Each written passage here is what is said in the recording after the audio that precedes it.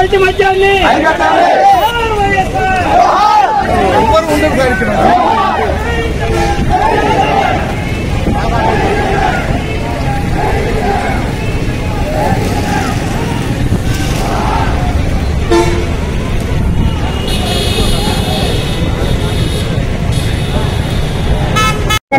గత సంవత్సర కాల కాలంలో ఈ రాష్ట్రాన్ని మద్యం మత్తులు ముంచేసింది.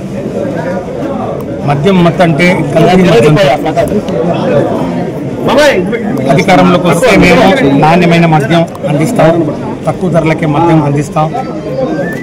గత పాలకులు మరి విషయాల్ని చిలవలు పలవలుగా చేసి రేట్లు పెంచారు, మేము రేట్లు తగ్గిస్తాం, నాణ్యమైన మద్యం ఇస్తామని చెప్పి ఈరోజు ఈ కూటమి ప్రభుత్వం కల్తీ మద్యం అంటే కేవలం రసాయనాలు స్పిరిట్ తోటి మద్యం ఫ్యాక్టరీని తయారు చేసి ఆ మద్యం ఫ్యాక్టరీల నుంచి ఆ యొక్క కల్తీ మద్యాన్ని బెల్ట్ షాపుల ద్వారా, పర్మిట్ రూముల ద్వారా, అలాగే వైన్ షాపుల ద్వారా పేద ప్రజల యొక్క బలహీనతను సొమ్ము చేసుకుంటూ వారి ప్రాణాలతో చలగలమాడుతున్నటువంటి ఒక స్కామ్ ఈరోజు బయటపడిన విషయం కూడా ఈరోజు అందరికీ మనం చేసుకుంటా ఉన్నాం.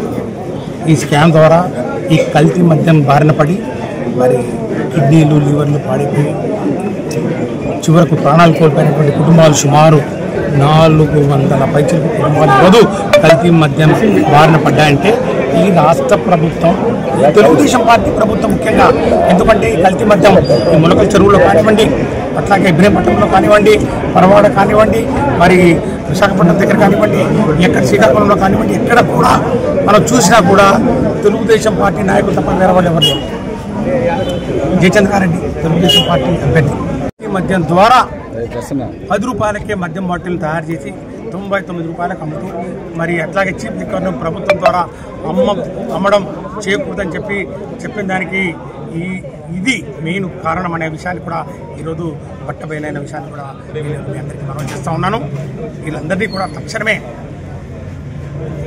శిక్షించాలి. చట్టం ముందు అందరూ సమానులే. ఈరోజు తెలుగుదేశం పార్టీ వాళ్ళు తూతూ మంత్రంగా ఏదో వాళ్ళని వైసీపీ కోర్టులుగా చిత్రీకరించే కార్యక్రమం చేస్తూ ఉన్నారు. చాలా తప్పు. ఒకవేళ ఎవరైనా కూడా వైసీపీ నుంచి తెలుగుదేశం పార్టీకి వచ్చే వాళ్ళందరూ కోర్టులు ఉంటే చాలా పేర్లు చదవాల్సి వస్తుంది. ఎక్కడి నుంచి చదవాలో మీకు అందరికీ తెలుసు. ఆ పేర్లన్నీ నేను చెప్పాల్సిన పని లేదు.